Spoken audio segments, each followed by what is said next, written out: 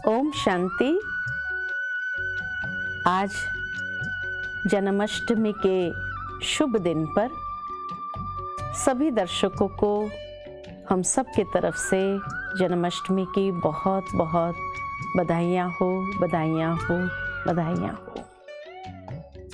आज खुशियों का त्योहार है और सारे भारत भर में हर कोई कृष्ण जन्माष्टमी की खुशियाँ बहुत दिल से मनाते हैं, क्योंकि श्री कृष्ण ने हर एक का दिल जीता हुआ है।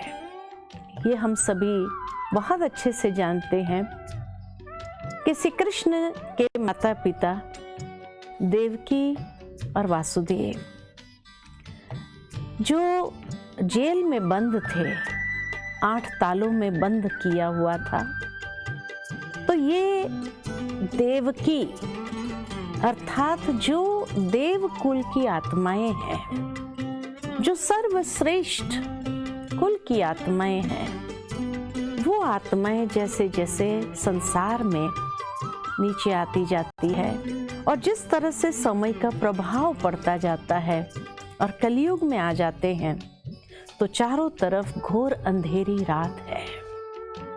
भादो मास की ये अंधेरी रात अर्थात अज्ञानता की अंधेरी रात में वो देवकुल की आत्माएं जो आज अनेक प्रकार के बंधन जीवन में अनुभव कर रहे हैं।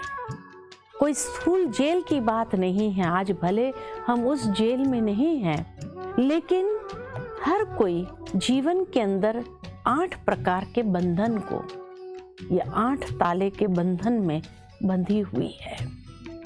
और उसमें सबसे पहला बंधन मनुष्य के अपने तन का बंधन, जो अनेक प्रकार के कई छोटी मोटी बीमारियों से ग्रस्त है। दूसरा बंधन है मनुष्य के जीवन के अंदर मन का बंधन, कई प्रकार के स्वभाव संस्कार को लेकर के मन बंधा हुआ है, आदतों के बंधन में बंधा हुआ है। तीसरा प्रकार का बंधन है धन का बंधन। किसी के पास बहुत धन है तो भी बंधन महसूस होता है, कम धन है तो भी बंधन महसूस करते हैं। जिस तरह से जीवन व्यतीत करना चाहते हैं वो अपनी महत्वाकांक्षाओं को पूरा नहीं कर पाते हैं तो बंधन महसूस होता है। चौथा बंधन है जन का बंधन, यानी संबंधों का बंधन। आज संबंध है तो भी मुश्किल, नहीं है तो भी उसकी कमी खलती है, महसूस होती है। पांचवा प्रकार का बंधन मनुष्य को है प्रकृति का बंधन। आज बाकी सब कुछ ठीक है, लेकिन कभी सुनामी आ गई, कभी बाढ़ आ गई जिसमें सब कुछ बह गया, नष्ट हो गया, भूकंप आ गया, मनुष्य के पास जो कुछ भी था सब समाप्त हो गया। तो आज प्रकृति भी बंधन वाली बन गई है। छठा बंधन है मनुष्य के सामने, वो है कर्मों का बंधन।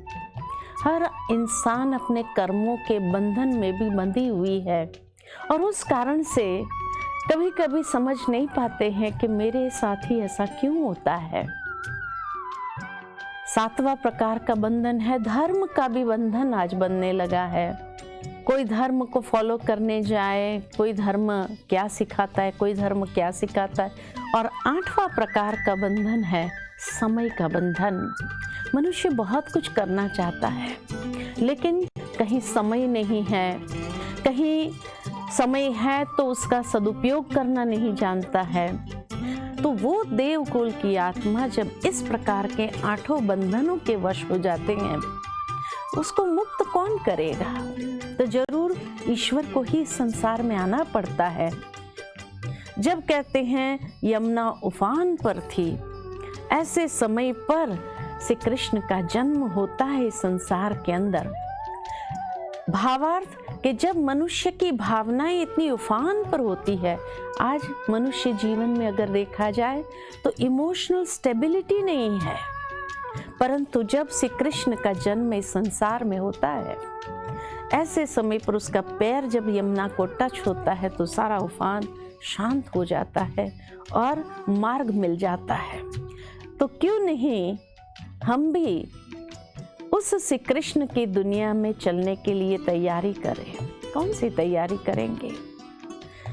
श्री कृष्ण के अंदर अगर देखो तो श्री कृष्ण नाम ही है कि आकृष्ट मूरत। उनके अंदर इतना आकर्षण था, हर कोई आकर्षित हो जाता था।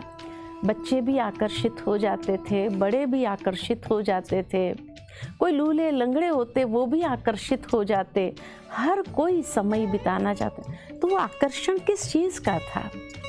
आकर्षण उनके अंदर जो था पवित्रता का आकर्षण था। इतना ही नहीं, सद्गुणों का आकर्षण था, जो मिलनसार उसका नेचर था। जिस तरह से हर एक के प्रति सम्मान की भावना उसके अंदर थी, उसकी मधुर बोल, उसकी मधुर वाणी सबको प्रिय लगती थी।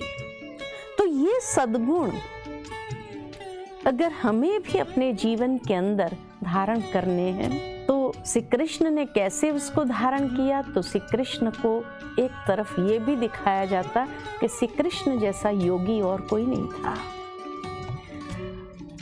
जहाँ वैकुंठ में वो था वहाँ तो योग की आवश्यकता नहीं थी, वहाँ तो कहीं पर भी उसको योग साधना करते हुए दिखाया नहीं, लेकिन अवश्य उसके पूर्व जन्म में उसने ऐसा योग को साधा था। एक महान योगी राज था, जिस योग के कारण ही उसने वो दिव्यता को अपने जीवन के अंदर प्राप्त किया था, जिस दिव्यता के आधार पर उसका जीवन अनेकों के लिए वो सुंदर प्रेरणाएं देने वाला, आकर्षण करने वाला।